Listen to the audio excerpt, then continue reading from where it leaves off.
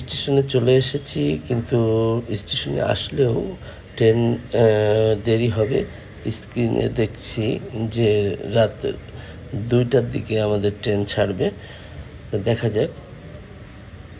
অবশেষে ট্রেন আমাদের 3:30টায় ছাড়লো। আমরা ট্রেনে উঠে পড়লাম। সেই ট্রেনে উঠে ঘুমিয়েছিলাম। সকালে উঠে তারপরে কিছু সময় ভিডিও করলাম, আর বাইরের দৃশ্যগুলো একটু একটু করে দেখানোর চেষ্টা করব, কারণ রাত দিন মিলায়ে প্রায় অনেক সময় আমরা ট্রেনে থাকব।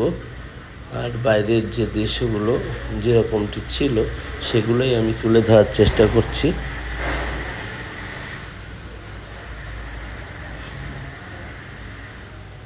বেশিরভাগ সময় আমরা ফাঁকা জায়গা দিয়ে পার হয়েছি, কারণ ট্রেনের রাস্তা সবসময়ই দেখেছি ফাঁকা জায়গা দিয়েই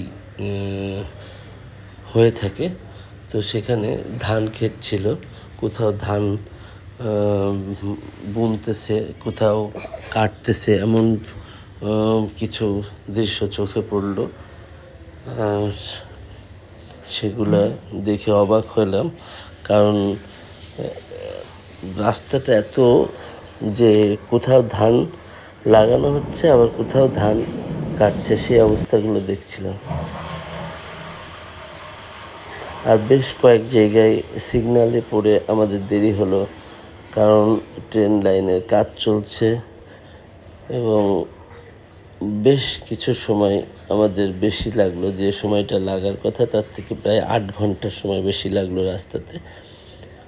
আর রাতের বেলা অবশ্যই তো ঘুমিয়েছিলাম, অনেক দৃশ্য মিস হয়ে গেছে। আর যে পাশের অবস্থাটা দেখছেন এখন, মাঠের পরে পাহাড়। আর এই রকম পাহাড় প্রায় অনেক দূর পর্যন্ত আমরা দেখতে থাকি। যত চেন্নাইয়ের দিকে যাই ততই পাহাড় বেশি চোখে পড়ে।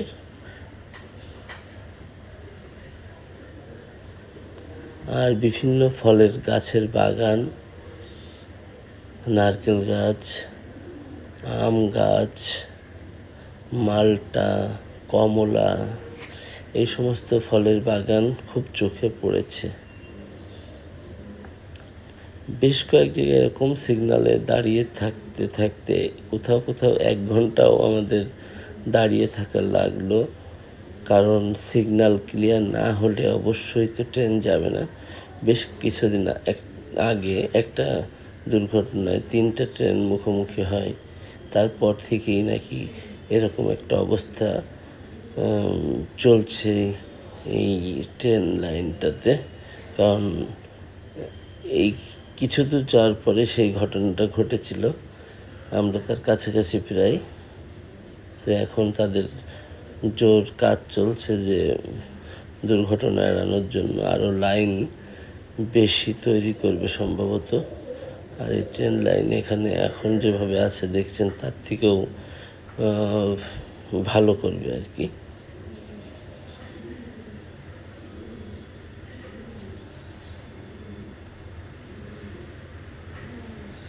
এখানেও পাহাড়, তাও অনেক দূর পর্যন্ত এরকম পাহাড় আমরা দেখতে পাই ট্রেনে যখন যেতে থাকি। আর এই যে হাইওয়ে রাস্তা,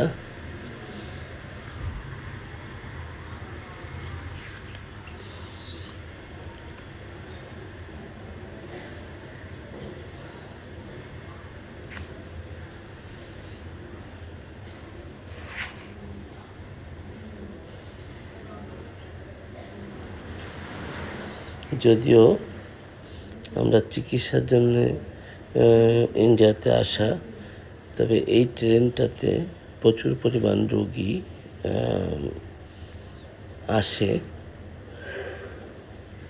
এখানেও সিগনালে দাঁড়িয়েছিলাম,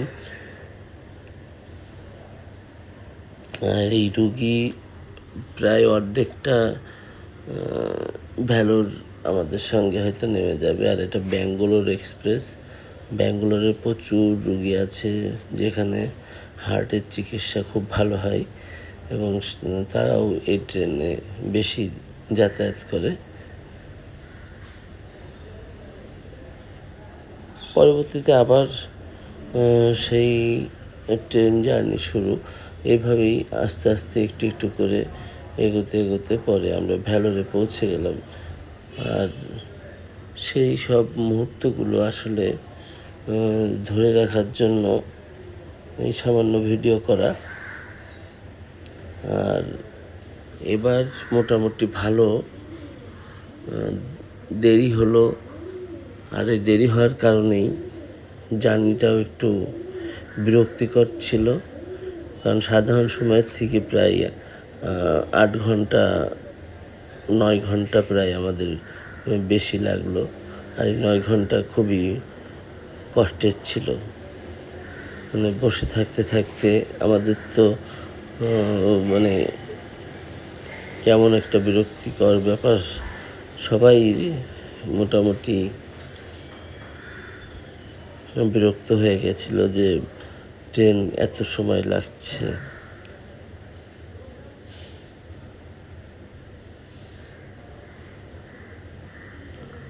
আর ইন্ডিয়ান যারা আছে তারা এরকম ট্রেন জার্নিতে অভ্যস্ত। আমরা যারা বাংলাদেশ থেকে আসি এই ধরনের ট্রেন জার্নির সঙ্গে মানে বেশ একটা পরিচিত না। তবে আমি কয়েকবার আসাতে আমার কিছুটা বিরক্তি কম ছিল। তবে জেনে বুঝেই আমরা ট্রেনে আসার সময় টিকিট করেছি, যে সব এরকমভাবেই দেখতে দেখতে আসবো। ধন্যবাদ, দেখতেই থাকুন, আমার সঙ্গেই থাকুন।